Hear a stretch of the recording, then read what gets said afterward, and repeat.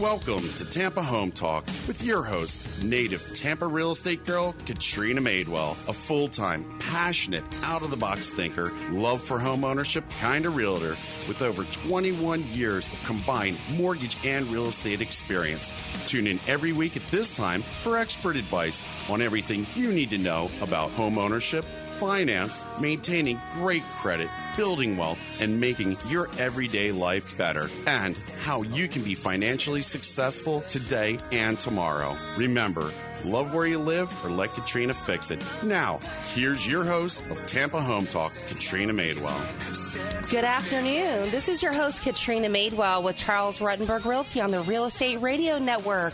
Thank you so much for joining us this afternoon for Tampa Home Talk. If you're just joining us today for the first time, you can catch us here every Thursday and Saturday at 5 p.m. here on 1340, 1400, and 1350. Have that right, Lee? Pretty close. Feel free to check us out also on the web. We'll be at tampahometalk.com, also on Facebook and Twitter and across the web, and catch all of our podcasts at Tampa Home Talk. So this afternoon, we have some fantastic guests lined up for you. We also have another guest coming on Saturday. If you are listening around, we'll have a brand new show for you coming up Saturday with Sarah Cricky, Silverton Mortgage. We're going to talk about mortgage follies and the 10 things that you need to know before you ever get a home mortgage. But today in studio, we're going to have with us Danielle Evans with Gateway Appraisal Services. Thank you so much for joining us this afternoon, Danielle. Thank you for having me. I know you're taking a lot of time out of your day, and it's you real estate appraisers stay as busy as we do, so I know how your day can be, and I certainly appreciate you taking time out to be with me in studio. I appreciate you having me here. Now, you had a crazy morning this morning, didn't you? Yes, I did. We have some content actually lined up for today's show, and we're going to dive into that stuff in a few minutes and talk about some of the requirements to be an appraiser, and also some of the things that we see all the time, and they're things that you should be on the lookout, whether you're a buyer or a seller, and they're things that your agent should be doing. If your agent's me, then you can count on the fact that we'll be doing that. So let's talk about, we'll dive into what the requirements are to be an appraiser in a few minutes, but let's talk about, we'll open the show with something fun and talk about some of the crazy stuff that we see. Oh, we see it all. From hostile tenants to hostile homeowners to squatters. We get a little bit of it all. And then we also have beautiful homes, beautiful beaches, and we really love our jobs. Now, I know that you basically do a lot of appraisals. That's also, it's referred, but you also have a lot of different work that you get from different we'll call them lender vendors. Yes. And a lot of different secondary market places like that. So a lot of times when these bank-owned properties come back, they're having you guys do an appraisal before and or after it hits the market. Even some of the short sales, you guys get called to do the appraisals on. Even if they're in a process, we're not aware. Nobody's aware of us being there, but we're supposed to be there. And we sometimes catch people off guard. They think just one appraiser is coming out to appraise the home for a short sale, but there's many things going on in the background that there's reason for people to be at those homes to turn them and get them occupied again. Now, I know what we see, and we encountered this recently because we move a lot of properties too, but we sold a Fannie Mae Home Path property, and the client actually was saying, hey, I knew there was an appraisal done, but can I get a copy of that? And I'm thinking, that's a long shot. I'm going to ask for you, but I don't think it's going to happen. So sure enough, they responded back and they said, yeah, it's internal. Half the time we don't even see it, but we don't have access to that information. And there's more than one done. And really what it comes down to is the intended user of the appraisal is the owner of the appraisal. It does not matter who paid for it, who actually asked the appraiser for it. The intended user that is listed on the appraisal report is the only person that gets a copy from the appraiser, and they're not allowed to share it with anybody else. And from there, it's up to that intended user. If they want to share it, they can. If they don't, they don't. Now, I know my friend Jamie Maloney, he hosts another show on a different platform where he used to be, but he lists a lot of real estate REO properties, that have been taken back from the banks. And some of the stories I hear from him are crazy.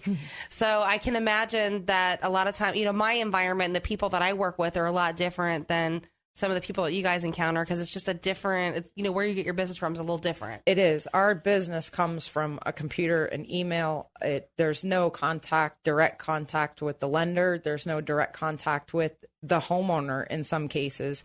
In most cases, we go out to the home, we're given a lockbox code, we let ourselves in, we do our work, and we leave. However, it's really important that if the home is being sold and improvements have been made, somebody needs to make us aware of them, because we can't just guess them. Absolutely. We're going to get into that in a lot more detail here on Tampa Home Talk in the later part of the show. So Danielle made a very good point. If you are someone that's selling your home, or even someone buying it, it's going to be really important to have your agent or someone there to meet the appraiser to give them facts and data. But we'll get into that in a few minutes. So this morning, you had a big surprise. You went and did a inspection before you headed over to the studio for this afternoon. But how did your day start out? You want to talk about that a little bit? Because it's crazy. I think a lot of people don't understand the environment that we're put into sometimes. But I know for me, even as a real estate agent, I've walked into properties where, you know, homeless people were living there, squatters were there, and they exited out the back real quick before I came in.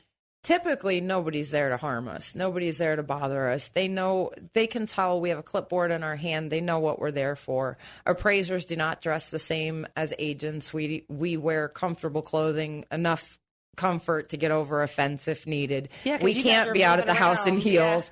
Yeah. And so when a neighbor believes that we are, you know, we're at the property trying to do destruction to it or trying to break into it, it just doesn't make sense. Why would we take pictures of it first and then break into it? There's got to be some common sense from the general public that the person's there to do a job. And if they tell you they're an appraiser, 99% of the time, they're probably an appraiser. They kind of look the part. Like, you have a tape measure in your hand, you have a clipboard. I mean, you're writing stuff down, you're taking pictures. I just because we don't label our vehicles that say we're appraisers, more so that is for our safety.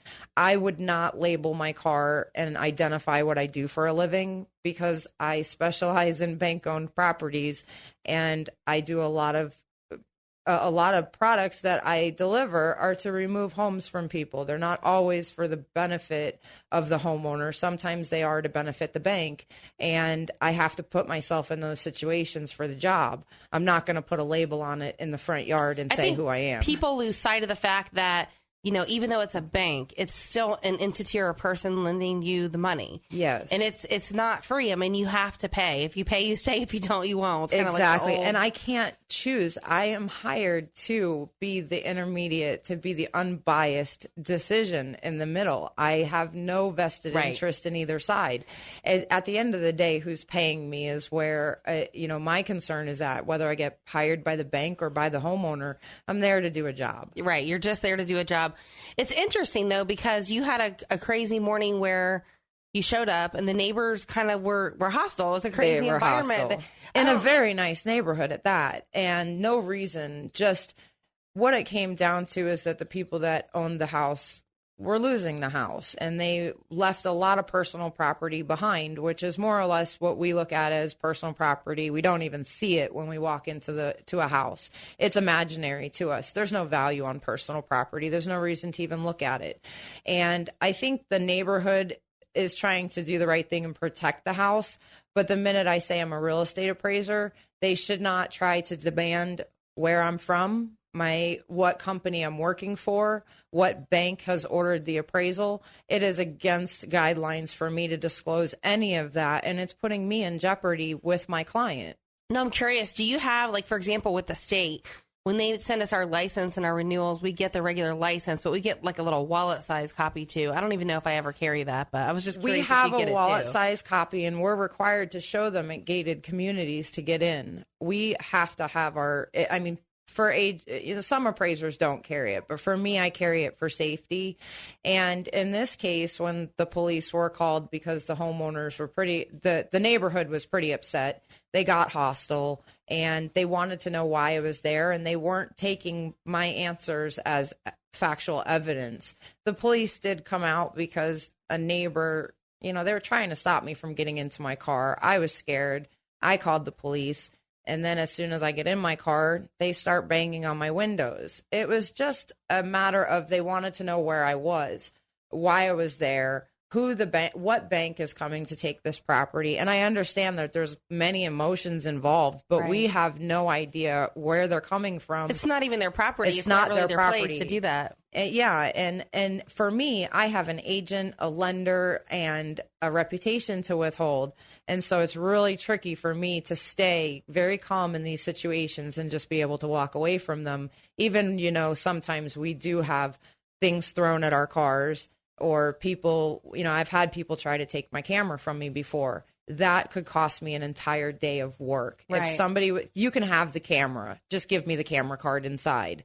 Right. And that's what I tell them all. I'll take the camera card out and give them the camera if anybody was trying to steal it, because the pictures inside the camera are my entire day's worth of work. Yeah, you lose that. It's like erased. It's gone. Yes, and there's no way to fix that without having to go out and re-inspect all the houses you've seen that day. So we have Danielle Evans in studio today with Gateway Appraisal Services here on Tampa Home Talk. Your background, you started in the industry in 2003. Yeah, 2003, 2004. It was, and then you started out actually training appraisers, like learning the ropes, and then you said, "Hey, I'm going to jump in and do this," right? At some point. Yeah, I had a relation with a close family that owned a real estate company and a real estate school. And I really took the time and invested, and really I had a lot of pushing from the owner of this school, and he was my stepfather in the end. And he pushed me to become an appraiser because I was in an industry that there was no way of having a day off. And I was raising kids, and I didn't have the availability of time to be with my kids and run a restaurant and own a restaurant. You get some more flexibility. Yeah. And he came to me with a dream of me being able to be at my kids' soccer games. And I just jumped on it. And I was hesitant at first because all the rules and the laws have changed over the years, and it's very hard to become an appraiser. And I was just lucky enough to have a lot of good support behind me. And I had excellent mentors that taught me everything I know today. It's interesting. We were talking about the requirements to be an appraiser. They're so strict now compared to what they were, I think, because of a lot of the change that's been encountered in the market. And the thing I learned, too, the other day when we went to lunch was that there's general appraisers and also regular real estate appraisers, right? There's a certified residential real estate appraiser. That's what I am. And then there's a certified general real estate appraiser who can complete commercial work. They are required a lot more education. And the new rules that have come down, I don't know how we're going to have very many appraisers coming into the industry with the amount of education requirements that are required. So right now, if someone said, "Hey, I want to go be a real estate appraiser," I mean, obviously, I know you have to work under an appraiser for many, many years. You have to get that training. You have to get those hours. But they also have additional education requirements now, right? They have to get, in some cases, a 2-year degree or a 4-year degree, depending on if they want to be a certified or a certified residential or a general. And then in addition, you need your 100 hours to become a trainee. Once you're a trainee, you have to build a log, which is anywhere from 2,000 to 3,000 hours of appraising. Well, when you break that down, their interpretation of 2,000 to 3,000 hours and our interpretation, it has to be broken down. And so the amount of appraisals that are needed to be completed by the trainee under the mentorship of a certified, it's approximately 2 years. I'll say it's a lot. So you're looking at 4 to 6 years to become an appraiser. And that's 2 busy years. And then you'll have no business, because you typically, when you become an appraiser, you go off on your own. You don't stay with who trained you. You're expected to go out and find your own business. And then the lenders require a 5-year experience in order to be on their approved appraiser list. So new appraisers coming into the industry have their hands tied behind their back, but I am more than willing to train anybody that would like to be an appraiser, and I would keep them on with me in the future to not only build my business, but if we don't, in the state of Florida, the amount of appraisers are continuing to decline, and if something isn't done about it soon, we're not going to have appraisers appraising homes. And there's a huge difference between a real person, an appraiser that goes out there, physically looks at the property, sorts through all that data, and actually picks the best 3 comparables. Huge difference. I mean, I know if I was lending my money, I would want a real person to go out there and do that versus an automated valuation system. Exactly. And that's what it's going to turn to. A computer-generated system, quite like Zillow, will be the future of appraising if something isn't done. Which is such a joke. I mean, in the real estate industry, Zillow is the biggest joke that we tell all the time. And when clients ask us, so how should my appraisal come in compared to Zillow? I tell them it's apples to oranges, and your appraisal will look nothing like what Zillow gave you. In order to complete an appraisal, there is at minimum 575 questions to answer just on the form itself. An appraiser has anywhere from 600 to 900 decisions to make to complete an appraisal and then take on the liability of the appraisal in addition. Well, you're listening to Tampa Home Talk. We are going to get into just a few minutes about property condition because there's a lot of information there with regards to that report. And these are things that have changed even over the years since I started on the mortgage side many years ago. But this is your host, Katrina Madewell. You're listening to Tampa Home Talk. We have to take a real quick break. We'll be back in just a minute to continue on with property condition and things you need to know in the appraisal report. Back in a minute. Welcome back to Tampa Home Talk. Thanks for joining us this afternoon. If you missed any part of today's show, you can catch it on our website, which is tampahometalk.com. We're also available via a podcast across the web, Facebook, and Twitter. Just search for Tampa Home Talk. In studio today, we have the pleasure of having Gateway Appraisal Services, Danielle Evans, talking about some of the crazy things that you guys see when you enter some of these properties sometimes. And I promised after the break we'd come back and jump into a little bit about property condition. Now, when I say property condition, let's talk about it because we have a tendency to use so much jargon in our industry. So if I feel like it's something the general audience or the person listening might need us to break down a little further, I'm going to say, hey, can you touch on that a little more? But when you talk about condition, let's talk about that because you guys rate it C1 through 5, right? It's definitely the new UAD guidelines. They give us and UAD is 5 definitions. What's UAD stand for? Uniform data set. A uniform appraisal data set, right? Okay. Yes. Just want to verify and make sure. Okay. The new guidelines for these appraisal reports they give you the definition and then you're required to pretty much put the house within the definition. The condition of a home for C3 would be considered one that's been updated. A C4 would be one that is move-in ready, but could possibly need some improvements done to it. It's on its first life, meaning that minor things. So what it means is that the kitchen is original, the flooring is original. Now, when you look at that across the board, that's where it's so confusing. Somebody wants to see an adjustment for granite countertops versus Corian countertops. An appraiser has to make the decision of where they're going to adjust. One comparable sale can have a brand new roof and another comparable sale can have a brand new kitchen. Those have to be taken into consideration, and 99% of the time they wash themselves out. And so there's no adjustment made, and that's why they come back to us and say, well, that house had a fence and it had Corian countertops and it had a garden bathtub.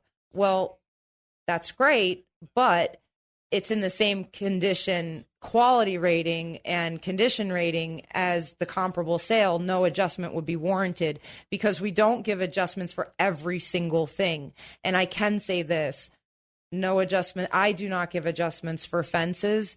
There's no room for it on the appraisal in the first place. We only have so much room on the appraisal to adjust for as much as we possibly can. Well, then you can get into depreciation and all this other stuff too. Exactly. And then what happens if it blows over between the time I inspect it and the house closes?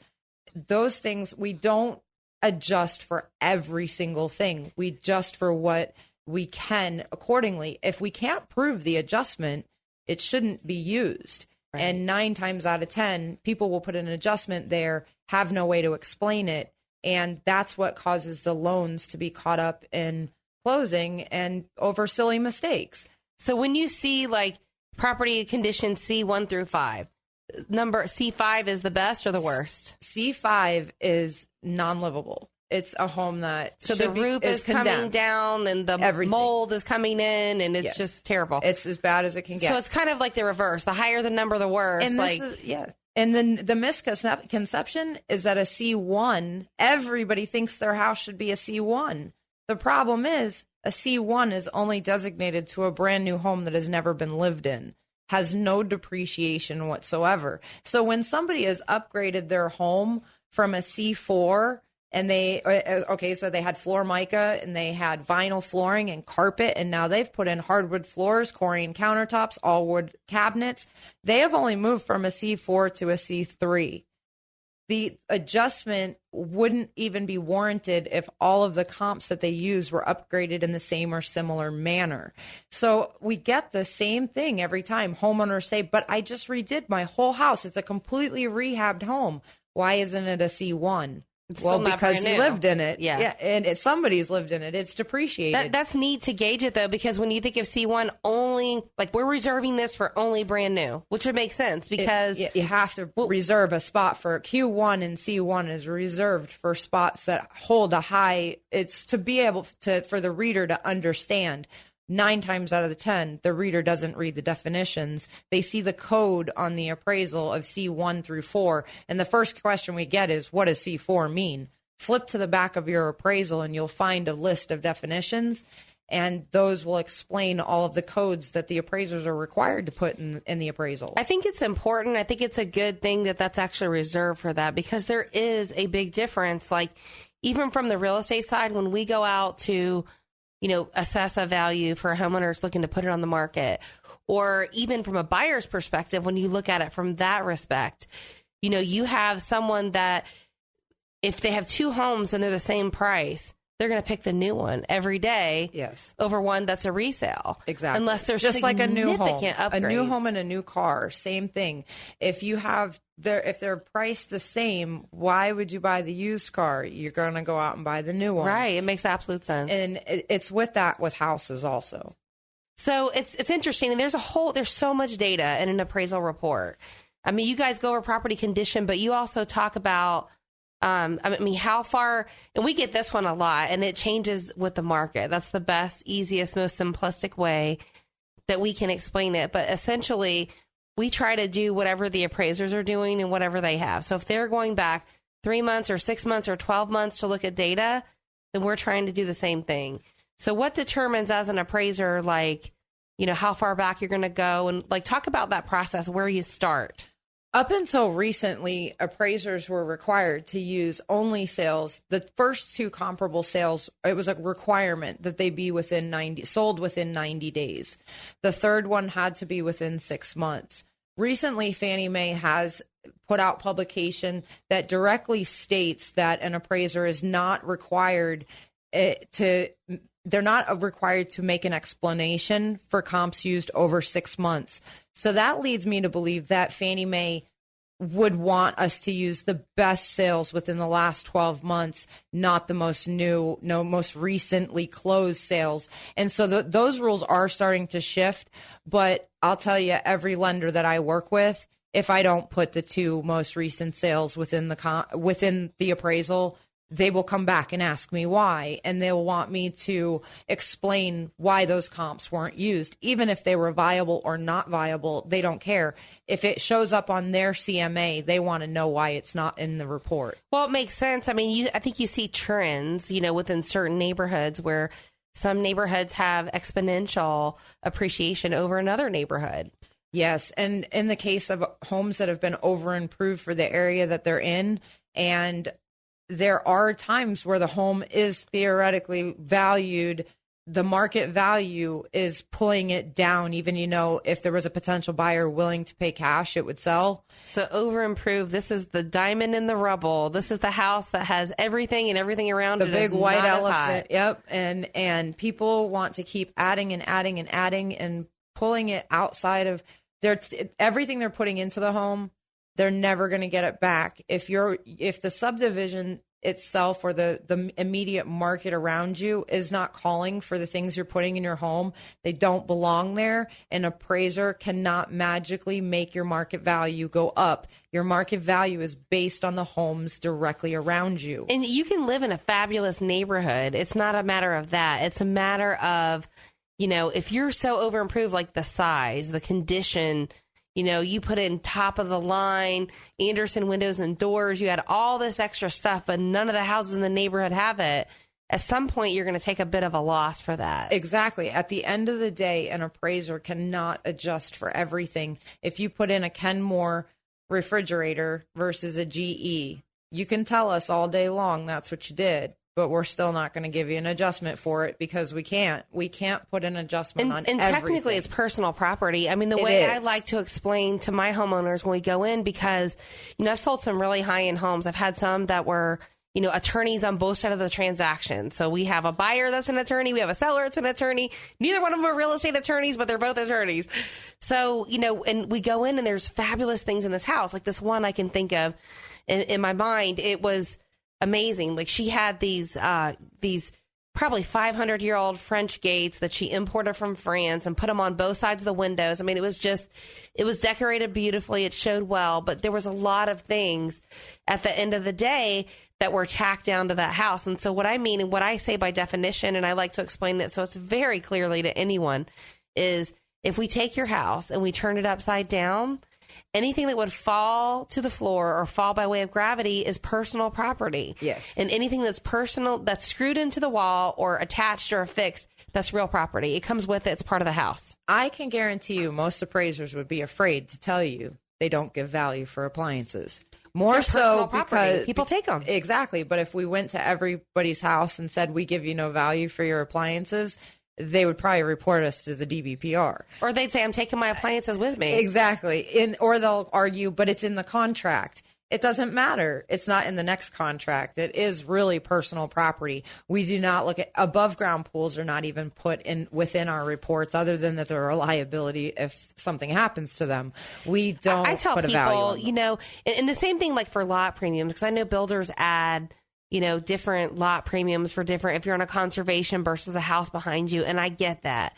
But at the end of the day, when you go to resell that property 3, 4, 5 years down the road, there is no lot premium when you're selling it, when you're reselling it. Here's the thing. It's whatever the market is calling for. As far as the appraisal is concerned, there's no lot premium in there for an adjustment, but a buyer is likely going to pick your home over another one. Exactly. If it has the nice appliances, if it's on a great lot, if you don't have a neighbor behind you, that kind of stuff. Definitely. But there are places, I'll tell you, right now the inventory is so low that if there are two houses side by side, one has a conservation lot and one doesn't, I can guarantee you if they're the identical home, they're going to go for the conservation lot. Absolutely. But it doesn't always mean that the market is going to show a value difference between the two. Right now, the demand for housing is out there and there's no inventory on the market. If you're looking for a home, it's very, very hard to find where you're looking for. And so people are settling for We get those calls, all the time. Oh, well, I saw this house on Julia. I saw this one on Zillow. I saw this one on Realtor.com. They're gone. It's before not you can real-time get data, to it. you guys. Let us pull it for you from the MLS because that's what we pay all that money to do that. Yes. So let's talk about unpermitted conversion, because we've had this come up recently on an appraisal report, and we're dealing it right now on a different appraisal. So I would love and I realize that different appraisers can have different opinions, but we see this a lot, especially on a lot of these older homes that have been around forever. You have investors that repurchase it as a bank-owned property or whatever, and they're fixing it up, they rehabbed it, they resold it. But you might have this conversion in the back. You might have a garage conversion that's been completely closed and is converted. Sometimes it's on the property appraiser's website, sometimes it's not, but it may have been there for 20 years. And occasionally we get flagged by appraisers, sometimes we don't. Do you want to talk about that and what your opinion is of an appraiser, and if you have any facts on it? My opinion, as an appraiser, if you find it, you have to disclose it. The problem with garage conversions, especially, is county by county, they're different.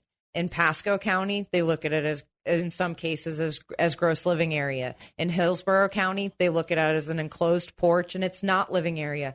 We'll go out to the home, and there'll be adequate air conditioning under the same dwelling, and it will meet the guidelines of being gross living area. However, the county doesn't look at it as gross living area. Enclosing a garage, if you leave the exterior door up, you don't have to pull a permit. And for an appraiser to... So you're talking about you enclosed the garage, but you left the door there, so you have either a small space to still store some garage, some lawn equipment or whatever. Or you just put drywall over it, put a box over it. Or there might be nothing, but the door is still there. Yeah, the door is still there. Nothing from the exterior of the home has been touched. It's when you start messing with the air conditioning, the plumbing, the electrical, that's what you need permits for. If you're not changing the actual layout of the home, and it's all interior work, if you rehab your kitchen, you don't have to pull a permit to do it.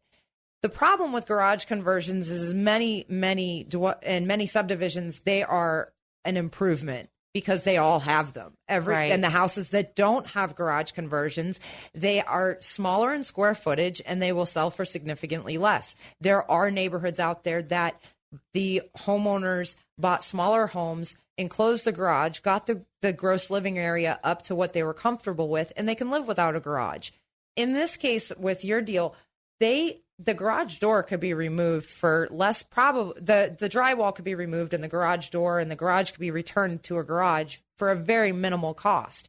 I don't really see why an appraiser would limit the verbiage. Fannie Mae has recently stated if the appraiser identifies an addition that does not have the required permit, the appraiser must comment on the quality and the appearance of the work and if it impacts any of the market value to the home.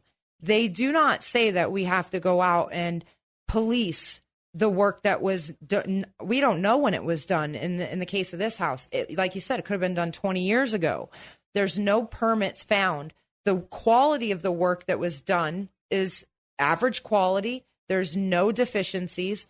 That's all that needs to be noted within the appraisal report.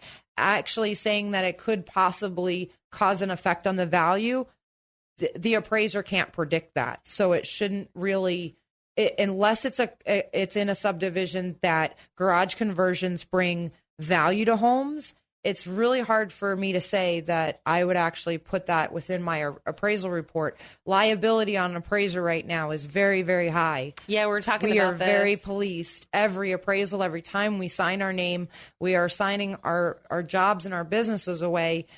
One mistake can cost you a very costly fine, but that fine puts a black mark against your name.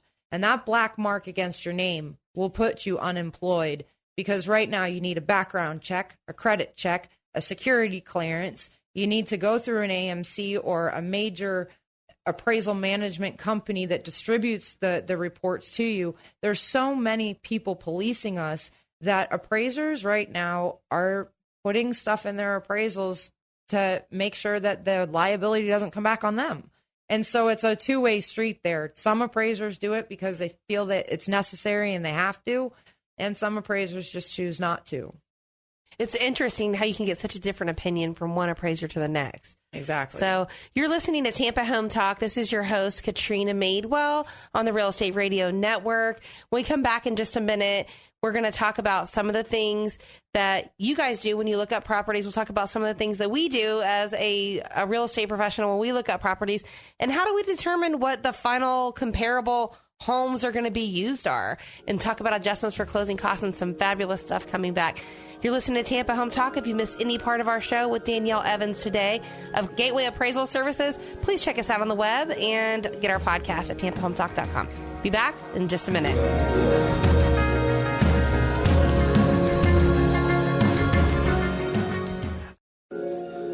Welcome back to Tampa Home Talk. This is your host, Katrina Madewell. Thank you so much for chiming in today. You can catch us here at 1340 Tan Talk every Thursday and Saturday at 5 p.m.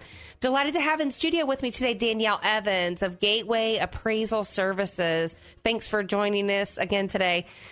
We've had some fantastic conversations around different opinions, property conditions, what they look like, what they don't look for. There's so many things. So we're going to get into next how we actually dive into all that data, because we got to process a lot of data to kind of get to the final thing. We do it as well, but you guys do it a lot more in detail because it's your job. That's what they're paying you guys to do. We're paid to market, sell, and get the highest price we can for the homeowner, right? And the lowest price for the buyer. But so let's talk about how you guys actually look properties up. You know, what kind of data you pick? What do you use to determine, you know, the final homes that you consider comparables? Like, how do you go through that process?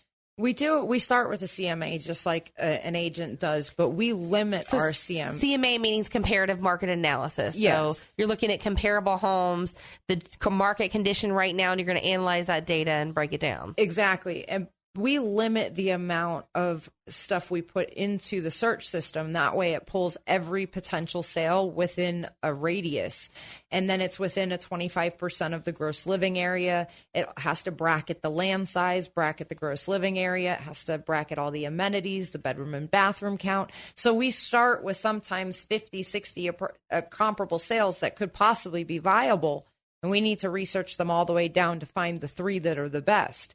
In some cases, 4 or 5, depending on the lender and what the lender requirements are. And sometimes as an appraiser, would you put extra comps in there if you felt like it was warranted? I always put extra comps in my reports, not only as supportive evidence, but if I feel that there is too many adjustments on the comparables that I have found, I will use a dated sale that will prove and kind of make it all blend together, and it makes it more understandable. So when you say a dated sale, you mean something that's a little bit older in time? Something that was sold nine months ago versus 30 days ago. Gotcha. But it was still viable at the time, and the market is stable, and you can actually see the differences in the adjustments, and you can prove the match paired analysis.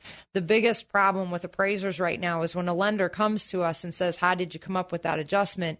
If we don't have a valid reason for that adjustment being there, we will no longer work. Now, what type of adjustments do you see? Like, what kind of stuff do they ask you about later? Well, they want us to know how we came up with our land value. How did we come up with the condition, that adjustment for the difference in condition of C3 to C4? And all of that is by paired analysis, but you can't always find the exact same house. So adjustments are needed, and you have to break down and figure out what that adjustment is based on the matched pairs. Even if those matched pairs aren't the comparable sales that are going to end up in your appraisal at the end, it's the data that you've used. You've taken all of the potential sales over the past 12 months, and you've come up with enough data to prove the adjustment. Because when a lender comes back and says that adjustment was not warranted, if you don't have good reason for why you put it on there, it shouldn't be on there in the first place. Now, I know for me, when I go in to look at data and I'm trying to determine what a market value should be for a client to list their home, for example, or even if a buyer is going to make an offer, I go in, we go to the subject, and I pull usually within a 1 mile radius. I try to do conservatively within 20% on the square footage. If we need to go a little more, we do, or a little less. But then I try to kind of look what's most comparable closest to that subject property out. Meaning if there's some really good comps that are right there in the median neighborhood, we need to give that a lot more weight versus trying to go outside of the neighborhood. Exactly. And an appraiser will do the same, but staying within lender specific guidelines is the difficult part. If the stuff within the immediate neighborhood doesn't fall within the lender specific guidelines, technically the appraiser is not allowed to use those comps within the comp 1, 2, and 3 spot. Now, when you say lender-specific guidelines, what type of things are you talking about, for example? A lender will give an appraiser an engagement letter, which is the directions on your appraisal. I have some lenders that they're as long as 16 pages of directions, everything from what I'm supposed to take a picture of to where I'm supposed to look for my comps, as far as they don't want year-old comps. They don't want you going over a mile, and they specifically state it within their engagement letters. We all know that there's that one house on 6 acres in the middle of nowhere, and there are no homes within a mile that are comparable. And you have to go 5 miles out. You have to exceed the 25% guidelines. I think a lot of times what I found is those apply to properties that are huge, like a lot of bigger properties or big pieces of land. So like if it's a half acre, or something like that. Any home can be within a community if it's if it's a unique property. It can be located anywhere within any subdivision, and lenders see on paper one thing, and the appraiser gets out to the house and sees a whole nother ballgame when they get out there. Well, you guys are kind of like the eyes and the ears for the bank. Oh, yeah, definitely. And we're expected to take photos to document everything. We take over 30 pictures at every single appraisal. that inspection. So it's in USDA properties, we see those a lot too. And then the interesting thing too, because coming from the mortgage world, they never did this before, but they're starting to do it now. They actually adjust for closing concessions. So if someone paid $100,000 for a property and they gave them $3,000 in closing costs, they're making adjustments for that, right? Yes. It depends on the lender. I'll be honest with you. I personally will put an addendum within my appraisal that, that loan concessions were found, an adjustment was made. However, the adjustment is made based on the lender specific guidelines 9 times out of 10. If I'm not told to put that adjustment there, it's usually not there. Some lenders want it there, some lenders don't. But it's a dollar for dollar, and there's no way for an appraiser to really, they won't accept the appraisal if you don't put it on there. And so my company in particular, and if it's a specific lender that we know requires the adjustment, we put it. But if it's a lender that doesn't require it, we don't put it, because there's no way to actually, we don't see the contracts for the comparable sales. It's not something that we should be putting an adjustment for, but sometimes we're forced to. You're listening to Tampa Home Talk with your host, Katrina Madewell. We're here in studio today with Danielle Evans of Gateway Appraisal Services.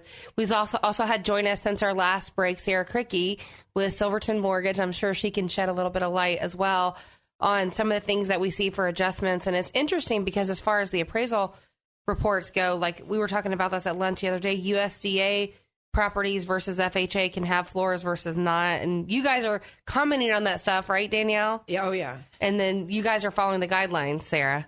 Absolutely. So talk about those things from a lender's perspective and also from the appraiser's perspective. Well, for a USDA property, a USDA appraisal basically has to meet FHA handbook standards. So a USDA report is very similar to an FHA report with respect to the requirements that the property must have, the condition the property must be in. There are some differences, for example, that you might have already discussed, where carpet and flooring is a non-issue for USDA, where it's a major issue for FHA. With regards to USDA lending, that's geography specific. We have to adhere to USDA's maps with respect to where the property is located. Those areas include homes that are in populated neighborhoods, and those homes sometimes have pools. So, for example, from a lending perspective, USDA will not lend on a pool. They originated as a rural program, and so even though their maps cover areas that are heavily populated now, they don't lend on pools. So if a person's trying to purchase a home and go with USDA financing, for example, that home would need to appraise for the contract price with no merit being given to the pool, no value given to the pool whatsoever. So how does that work for you from an appraisal standpoint? Would you get the order and in your instructions that actually states no pool, or do you already know that with USDA? We already know it with USDA. We know that we're not supposed to put a value particularly on the pool.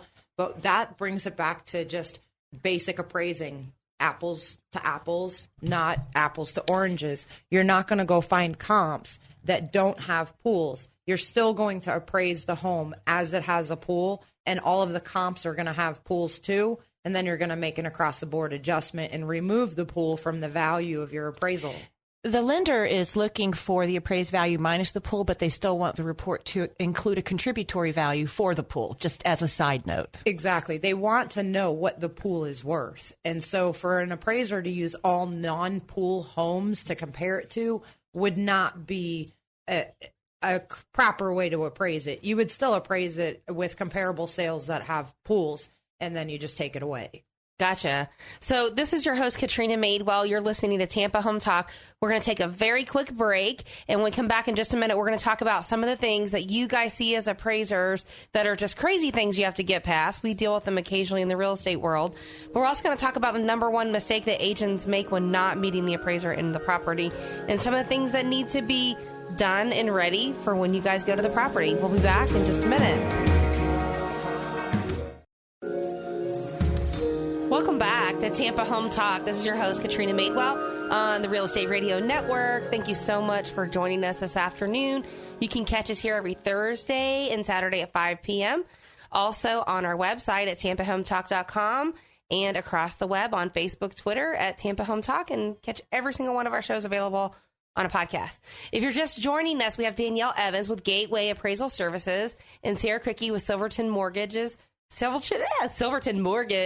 joining us today in studio. And so some of the things that we were talking about before we had to break was the number one thing that I see when the appraisal appointment is set, some of the big hurdles, and we talked about this over lunch, so I know you agree with me, and I'd love to have you chime in on it, but I think the realtor should always meet the appraiser there with comps, whether they take them, they don't take them, whatever. You meet them there, give them facts, tell them things that have been upgraded in the home, tell them about, everything that's been done to that home, anything you know about the neighborhood, because it's only going to help them deliver a strong appraisal report. Yes, and a lot of appraisers won't take comps because they're afraid that it will look like coercion or that you're trying to sway the value. In my opinion, if you have research material, I have to verify it anyways. All you did was make my job easier. You printed the actual file for me and saved my company money. I mean, the bottom line is you guys are going to pick the final comps. We pick the final All we're doing comp. is giving you data. And you're giving us your professional advice in addition, and we don't always know every single market that we're in by like the back of our hand. And there are some very unique areas that an agent's experience and their knowledge is valuable to an appraiser. Absolutely. So, if you're buying or selling a property, you need to make sure that your agents are meeting the appraiser out there and making sure they have all the facts and data that they need. For this Saturday's show, just want to give you a little tease. You'll definitely want to check her out and make sure that you tune in back here on 1340 for the 5 o'clock show on Saturday, because Sarah's going to go over the FHA Back to Work program. We're going to tell you about how you can actually purchase a home if you had a short sale, foreclosure, or deed in lieu, and how you can do that sooner than the guidelines. And we're going to tell you all about that during the Saturday show. But some of the things for the appraiser that needs to be done whenever you guys go out there before you ever get there. And sometimes we get caught up in, let's make the appointment, make sure everybody knows we're coming and that type of stuff. But what are the things you guys see regularly? I know some of the things I can mention off the top of my head, but to not have to send you back out to do a reinspection and charge that fee. The number one reinspection fee comes from not having the utilities turned on when the appraiser gets there. I am an appraiser that will turn on the water from the street. I will turn on the electric from the electric box, but I do take liability and I pay extra for insurance for that liability that I'm taking. Other appraisers, it is their right to refuse to turn on the water unless it's already on. And I completely agree with their decision as well, because mistakes happen and everybody does. They blame the appraiser at the end of the day. But if an agent doesn't show up to a home and the water and the electricity needs to be on for an FHA inspection, we leave the property and your appraisal is noted that it is not FHA insurable due to the fact that an agent didn't show up to the property. It doesn't say it in those specific words, but it says the water and electricity was shut off, therefore this home is not insurable through FHA financing. That killed your deal because your agent didn't show up at the home. Then, so from a lender's perspective, why do those things need to be on, Sarah? Like, why is it important that we make sure the water and the electric's on? Because the FHA program is a very borrower protective program, and they want to make sure that major components are functional in the property. They want to make sure, for example, that the plumbing's operational. They can't test the plumbing unless the water's running. They want to make sure the air handler works. They want to make sure the hot water heater works. They want to make sure that there aren't any leaks. Things that could be an expense to a buyer. They're not going to have after they've put out their money for their closing costs and their down payment. Correct. Things that would be any type of a safety, sanitary issue are important for an FHA appraisal. But also, again, they don't want the borrower going into a transaction and then closing and having to replace all of the plumbing in the house and it was never tested or documented. Correct. And we need both the electricity and the water turned on at the same time. Not one day the water's on, one day the electric's on. It doesn't work that way. We have to flush the toilet and run the water at the same time.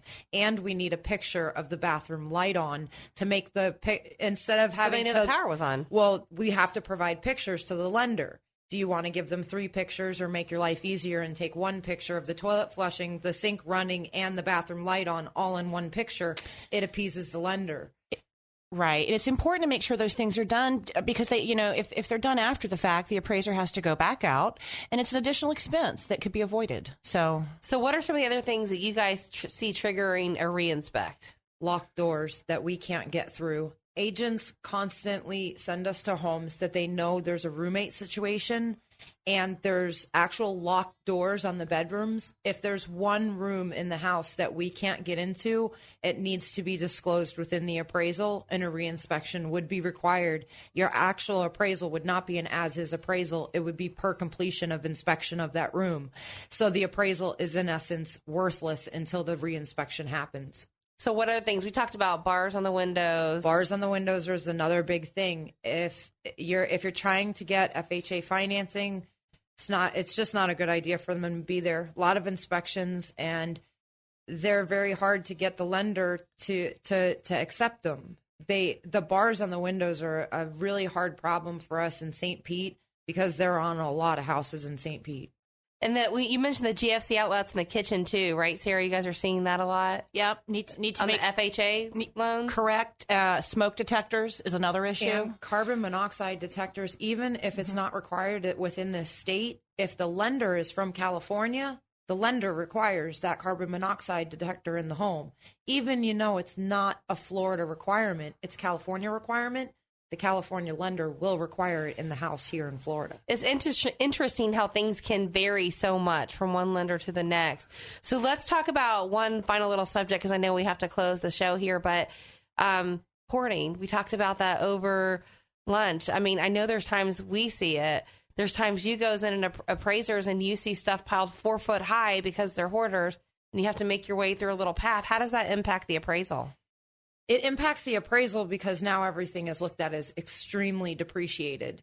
So carpet, non-existent. It's looked at it's not there. It needs to be replaced. The drywall, the paint, the fixtures, the electrical, the plumbing. If they did not maintain any part of the interior of the house, what's to say that they maintained the roof, the electrical, the plumbing? So it does cast a negative light upon the home as far as the depreciation is more extreme than a home that is well maintained. And all of the comps that are used should be in the same or similar condition. And 9 times out of 10, those are bank-owned homes that don't have somebody living in them. Does it affect anything that you can't see? Like, for example, because if there's a lot of stuff in a hoarder's house, there's many places that you can't see. And that's when an appraiser has to add 2-3 pages of addendum stating that they were not able to visibly inspect the entire home, and to remove the liability off the appraiser has to, write a couple paragraphs of why things weren't. We don't know. Could there even be drywall behind that furniture? Because the home, in some cases, these homes have leaking roofs and there's still people living in them with active black mold. It's crazy. Some of the stuff that we see, even if you watch the show Hoarders, there's nonstop, like stuff that's piled high. I mean, you can't even find the kitchen sink in some of these houses. We see it more than not, and sometimes it's even your next door neighbor. You're listening to Tampa Home Talk. Thank you so much for joining us this afternoon. We'll be back on Saturday afternoon with Sarah Cookie, Silverton Mortgage. We're going to be discussing mortgage follies and the 10 things you need to know before you ever think about getting a mortgage home loan. We'll be back on Saturday on 1340 and across the web. You can catch us on TampaHometalk.com. Bye for now. 'Cause it's a long, long way from home. There's no